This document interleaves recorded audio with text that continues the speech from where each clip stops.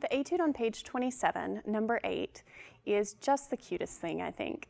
It sounds to me like leprechauns leaping around. It sounds mischievous. It's just adorable.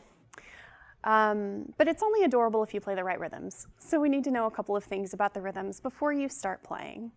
So first of all, let's look at the time signature. The time signature is 6/8. I always say that that means there are 6 eighth notes in every measure. So there are 6 beats in every measure, and the eighth note gets the beat. We don't have a whole lot of rhythmic patterns in this, so you really only need to know 2 little facts to be able to navigate 6/8 time. The first thing that you need to know is that an eighth note is now worth 1 beat. Now, if your head just exploded, that's fine. You just have to accept it. It is just a fact now. It's sort of like we're used to counting quarter notes. We're used to believing that quarter notes equal 1 beat. But this is like counting by 2s. This is like counting by hands rather than counting by fingers. So our new reality, our new fact, in fact, this is something that we can carry over to most of our all-region etudes this year. Our new fact is that an eighth note is worth 1 count. A quarter note is worth 2 counts. And the fun thing is, those are pretty much the only rhythms we're going to encounter in here. When we get to the bottom of the page, if you look 3 lines from the bottom in the last measure, you see a dotted quarter note. A dotted quarter note is worth 3. So make sure that when you're counting through this, you have looked to see where you have eighth notes, where you have quarter notes, and you've made sure that those quarter notes are 2 counts and the eighth notes are 1 count.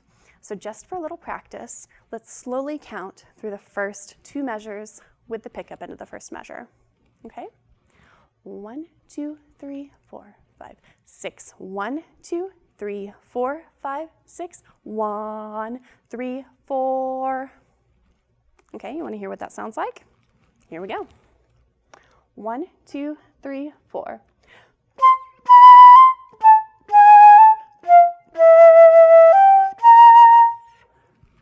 And there you have it. Quarter notes equaling 2, eighth notes equaling 1. The other thing that I really want you to know about this one is that we have a whole lot of high notes. You have to read a lot of ledger lines to be able to play this one well. So remember, when you go up to higher notes, you have to blow your air lower.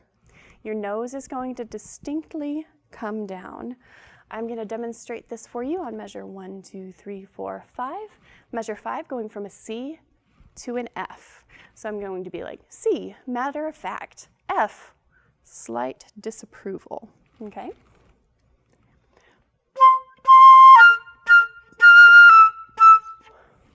Did you see my nose come down? So as you play through this piece, watch out for those places where you see those high notes, especially when you're leaping from something lower, and make sure that your nose comes down. I've also created some practice videos for you for line 3 of this piece. Line 3 is by far the most difficult section in this whole piece, and it's in measures 4, 5, and 6, particularly those areas where you have a lot of ledger lines and it starts getting up there where you start feeling like you have to count the notes out. So in these videos, I've done 2 things for you. One of them, I name each note out loud, so like C, E, G, and then I play those notes. And in that video, you can practice along with me. You practice saying them, and you practice playing them. Because fun fact, if you can say them correctly, as long as you know the fingerings, you can probably play them correctly. In another video, I have played those notes in sections of 3, and then left you a little bit of space to play them right after me. So I'll play C, E, G, you'll play C, E, G. And you can also use that to practice it once you feel very comfortable with your note naming.